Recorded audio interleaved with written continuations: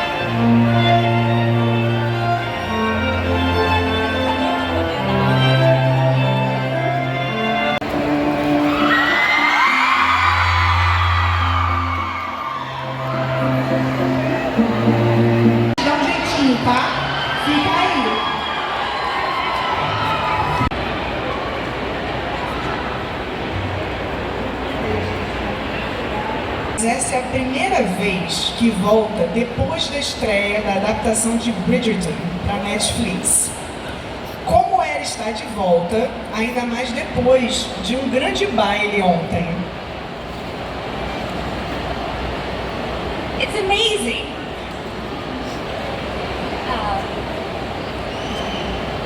I love coming to Brazil. Even before the show, the readers and the fans here are just the best. You're so warm, you're so excited. It's incredible. Gente, maravilhosa, pessoas! A gente, assim, tivemos um evento da Netflix há pouco tempo aqui e a Nicola veio, né? E aí ela disse, assim, algumas coisas, tipo, que tiveram cenas interessantes, filmadas, que quebraram até uma peça de mobília, né, durante essa cena. Palavras dela, não é fanfic minha, gente, aconteceu. Eu tô aqui assim, mentira, isso é verdade se eu vir, né, tipo, me prova. Mas assim, a gente pode esperar assim muito pólen nessa próxima temporada? If Nicholas said it, it must be true. Pronto, gente, então é verdade, é isso aí. Mobília quebrada, estamos aqui para isso.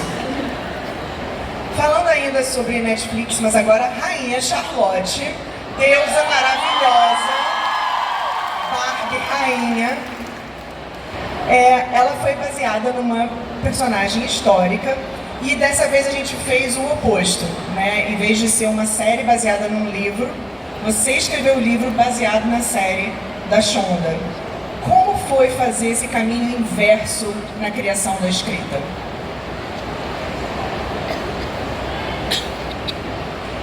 It was such an interesting process because it really used a different part of the writing brain.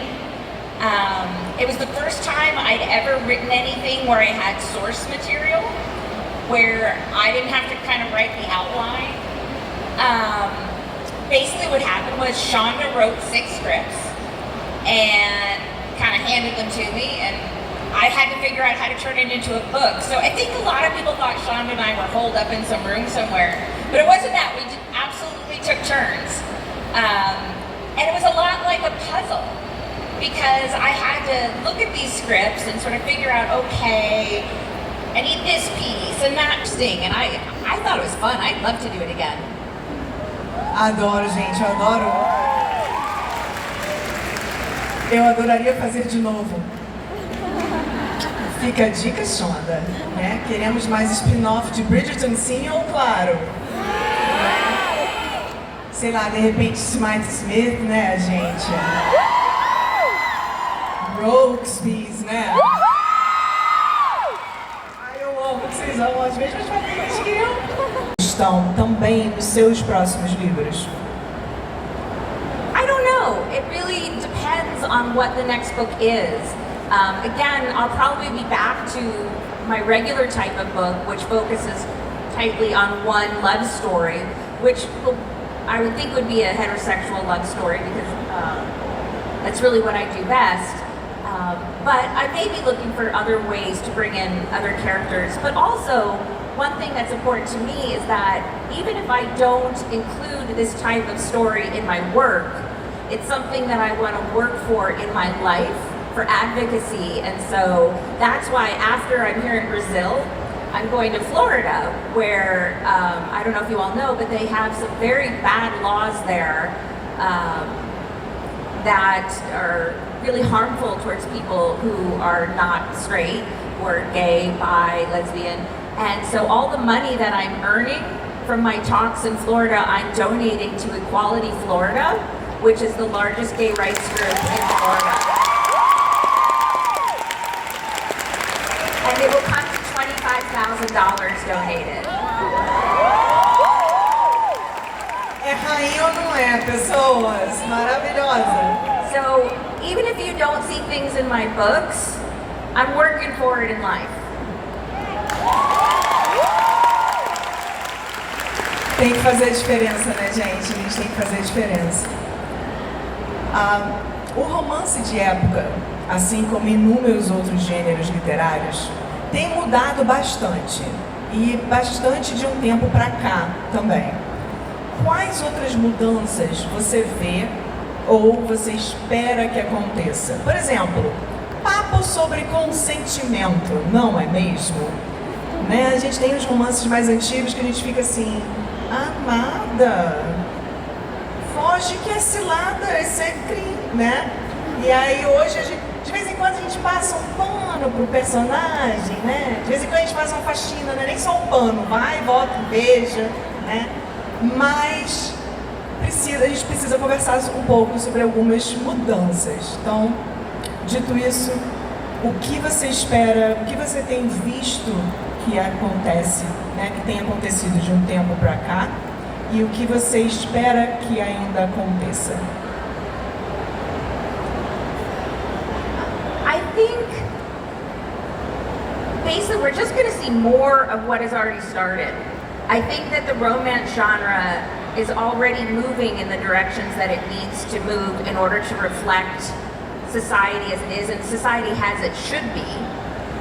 And I honestly think romance was ahead of a lot of other things for that. And I just think we're just moving toward more diversity, toward more inclusion, toward more empowerment of women. I don't necessarily foresee something new, just more of the same, which is going very well. I do also think it's important, you know, it's easy to look back at some of the older books and say, oh gosh, no. But it's also important to understand the times in which they were written.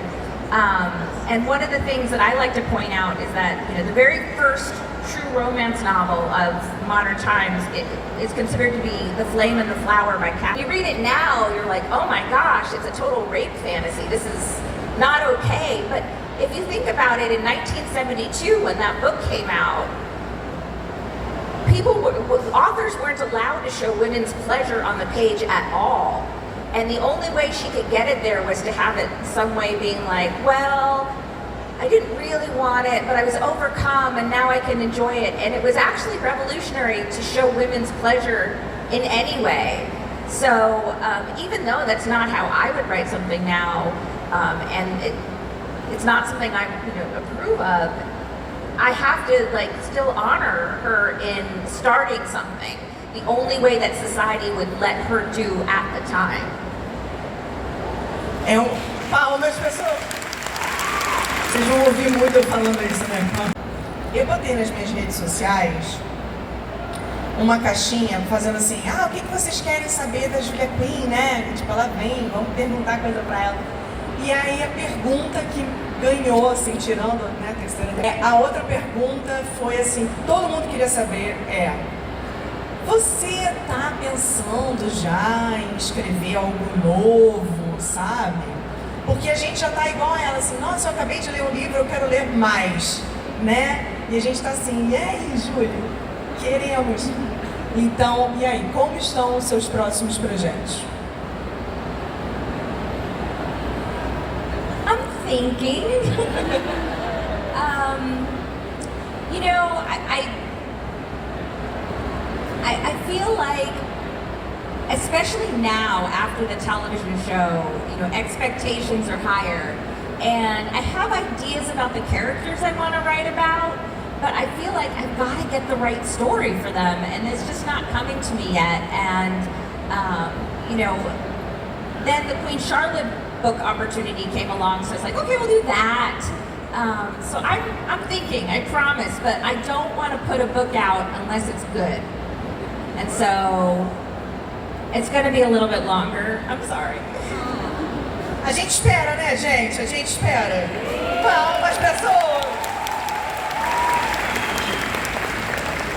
Então vamos lá. Você teve alguma inspiração para criar uma história de uma família tão amável e companheira? Da onde surgiu a inspiração para os Bridgertons, né? Da onde surgiu a inspiração para a família dos Bridgertons? Foi real?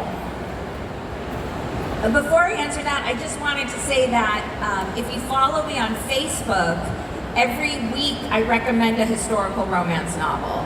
So there's that, so you can get that there. I'm on Facebook and Instagram.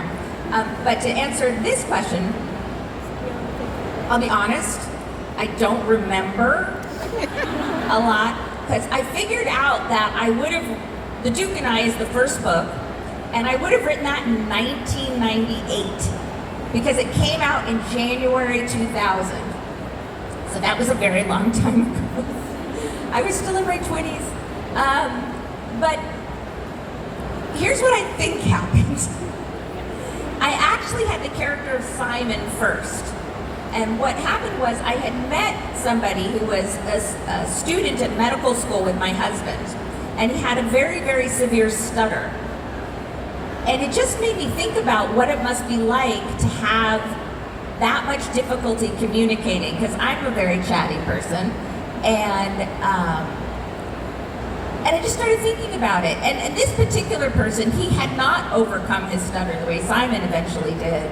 You know, he still had this very strong stutter, but he was obviously achieving a lot. And he was at medical school. He was going to become a doctor, which is incredible. In the United States, there are actually, I think, 3 times as many people who apply to medical school who get positions, so it's hard.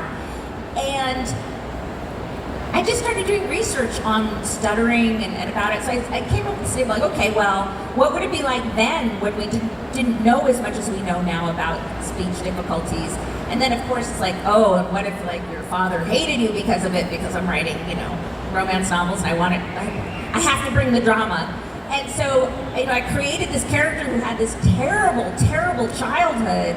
So naturally, I was like, well, he has to fall in love with somebody who's got the exact opposite experience. She just has to have the best family ever. And I don't remember why I gave them 8 kids. I don't even remember why I put their names in alphabetical order or anything like that, but I just wanted it to be this big, happy family. And, but of course they had their trauma too, with their father having passed away. But still, you know, I think they are this example of how you can have a life where terrible things have happened to you and in your life, but it can still be a life full of joy. Júlia, por que romances de época? Por que exatamente esse gênero que você escolheu escrever? I started writing historical romance because I like to read historical romance.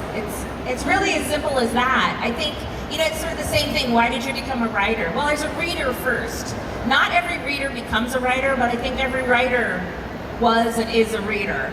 And I just loved reading them. And you know, you always hear these stories of people who say, I was reading these books and I thought I could do better. And that's not what happened to me. I found books that were amazing, and I thought, I want more of this. I want to join these people. I want to write amazing books like these other writers. And you know, what I was reading at the time were historical romance novels, and it turned out that they are just a very good fit for my particular skills as a writer.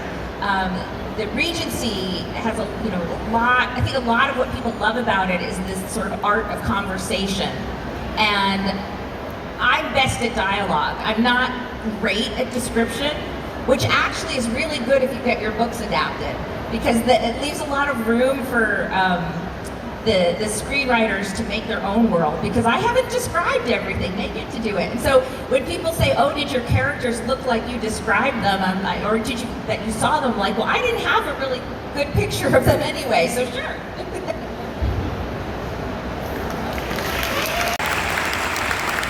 E agora, com essa vinda dela aqui na Bienal, a gente queria, a pessoa que é responsável por isso, a minha chefe maravilhosa, não é puxa-saquismo, gente, ela é maravilhosa mesmo, chamada Nana Vaz de Castro, ela que pegou e falou assim, vou trazer, eu acho ela maravilhosa. E eu queria chamar a Nana aqui, porque a gente tem uma homenagem para a Júlia por 3 milhões de livros vendidos.